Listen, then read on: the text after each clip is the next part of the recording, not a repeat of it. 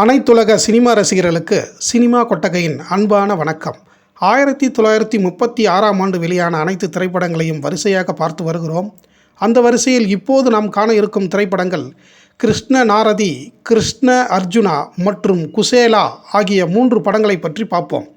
இந்த கிருஷ்ண நாரதி, கிருஷ்ண அர்ஜுனா, குசேலா போன்ற 3 படங்களும் மகாபாரதத்தின் நாயகன் கிருஷ்ணனின் புகழ் கூறும் படங்களாகும்.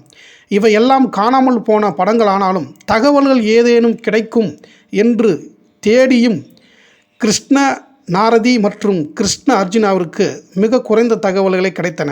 அவற்றை இங்கு வழங்கி வருகிறோம். சுந்தரம் சவுண்ட் ஸ்டுடியோஸ் தயாரித்து கிருஷ்ண பக்தி படங்களை இயக்குவதில் சிறப்பு பெற்ற ஆர் பிரகாஷ் இயக்கி KV Vaidyanathan, KB Srinivasan, KS Kannaiya, SN Duraisamy, NM Sundarammal, TS Velammal, K Ranganayaki ஆகியோர் நடித்த கிருஷ்ண நாரதி திரைப்படம் கிருஷ்ணனின் மேல் பக்தி கொண்ட நாரதனின் கதைக்களத்தை அடிப்படையாக கொண்ட படமாக 17,500 அடியில் எடுக்கப்பட்டு வெளியாகி இருக்கின்றது. அடுத்ததாக ராயல் டாக்கீஸ் தயாரித்து கிருஷ்ண பக்தி படங்களை எடுப்பதில் வல்லவரான ஆர் பிரகாஷ் இயக்கத்தில் KV Srinivasa Bhagavathar, TA Nagaswamy Bhagavathar, Vasudeva Bhagavathar, MV Krishnappa, K பாப்பா, P ஜானகிபாய், K லட்சுமிகாந்தம், KR காந்திமதிபாய் ஆகியோர் நடித்த இந்த படம் கிருஷ்ணனுக்கும் அர்ஜுனனுக்கும் உள்ள நட்பு கலந்த பக்தியை சொல்லும் கதையம்சம் கொண்ட படமாக திரையரங்கிற்கு வந்திருக்கிறது. இந்த படத்தில் நன்றாக பாடும் மேடை கலைஞர்களை நடிக்க வைத்ததால் அவர்கள் பாடுவதை பயன்படுத்தும் அளவிற்கு இத்திரைப்படம் புகழ் பெற்றதாக இருந்திருக்கிறது. அடுத்ததாக குசேலா என்ற படத்தை பற்றி பார்ப்போம். 1930ஆம் ஆண்டு தொடங்கி மிக பிரபலமான மேடை நாடகமாக அதிக மக்களால் கொண்டாடப்பட்ட படைப்பு பக்த குசேலன் என்ற நாடகமாகும். இதை சினிமாவிற்கு ஏற்றபடி சிறு சிறு மாற்றங்களுடன் தமிழ் சினிமாவின் தந்தை என்று போற்றப்படும் K சுப்பிரமணியம் தனது சொந்த பட கம்பெனியான மதராஸ் யுனைடெட் ஆர்டிஸ்ட் கார்ப்பரேஷன் கம்பெனியின் சார்பாக தயாரித்ததுடன் கதை வசனத்தையும் எழுதி இயக்கியிருக்கிறார்.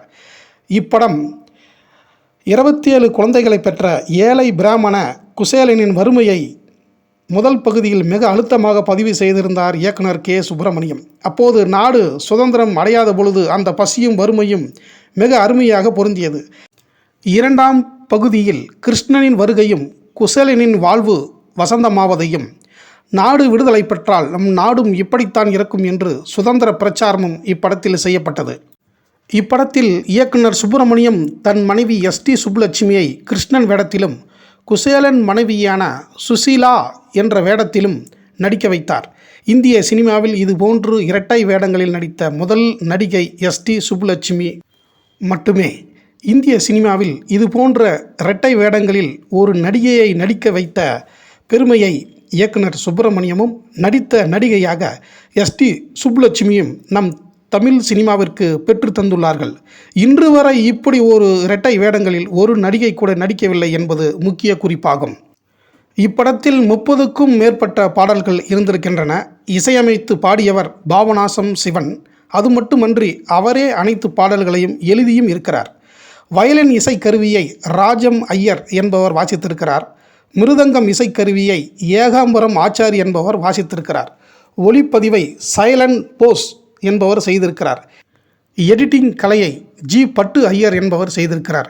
புதுமையான நடிகர் தேர்வு, மகிழ்ச்சியான இசை மற்றும் சுப்புலட்சுமியின் இரட்டை வேட நடிப்பிற்காக இப்படம் நல்ல வசூலை வாரி குவித்திருப்பதாக தகவல்கள் தெரிவிக்கின்றன. இனி இதே 1936ஆம் ஆண்டு தியாகராஜ பாகவதர் நடித்த 2வது படத்தினை அடுத்த வீடியோவில் பார்ப்போம். நன்றி, வணக்கம்.